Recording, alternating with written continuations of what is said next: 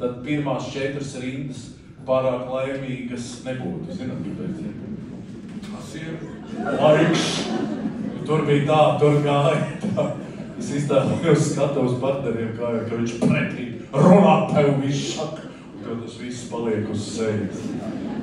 Jā, nu labi, bet cienījamo maestro, ja mēs šitā tā karā apcerīgā turpināsim, visi ņems un aizmigs. Varbūt varētu kaut ko nedaudz jāstrāko uzspēlēt kādu, nu tādu atsperīgāko meldiņu lodzu, sipemolu mažorā, ja drīkst. Vai ar šitā? Kas zinātams, nekas šais dienās nav par velti. Lūdzu, aplaukstīta maestro. Jūs jau nesat to vienotības, pilnīgi pareizi.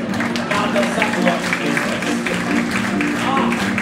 Uz draudzību balstīts meldiņš ar kolosālu pirkstizāciju, kolosālu taustiņizāciju un, ja nu, pedalizācija pašlielāk netiek iedarbināta, bet gan jau būs dziesmas laikā. Mīļie draugi, nākamo dziesmu mēs esam dziedātāji tautā un nākamā dziesmā jums jādzied līdz piedziedājuma 2. pants. Imantas Iedoņa vārdi. Pamēģiniet atcerēties. Tātad piedziedājuma 2. pants ir ē.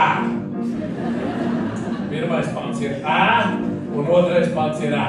1. pantu dziedu es, 2. jūs, ja? Un ne ā, ne ē, bet vienkārši tādam āzim būtu sādā ar īlēnu iedurts, viņš tā ē. Lai jūs tā dodiet man pretī pēc signāla, ja? Tā. Tā vis, nu, nelielas problēmas ar iekritienu, tolīt būs.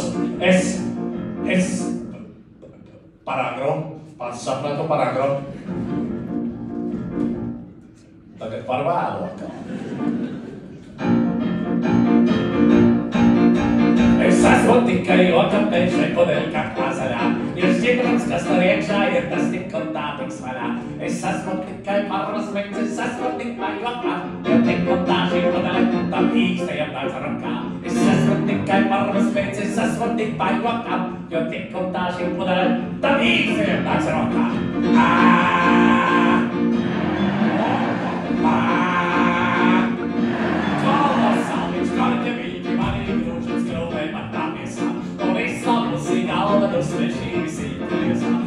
Es esmu izortāts un patele ir raļā un atkāsies kā caurvidze no pudeļa kakla zaļā.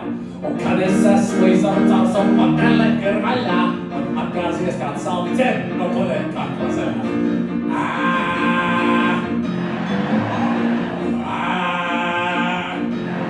Kolosāls saldā pudeļa kakla dzer līdz Norvēģis Kartovos.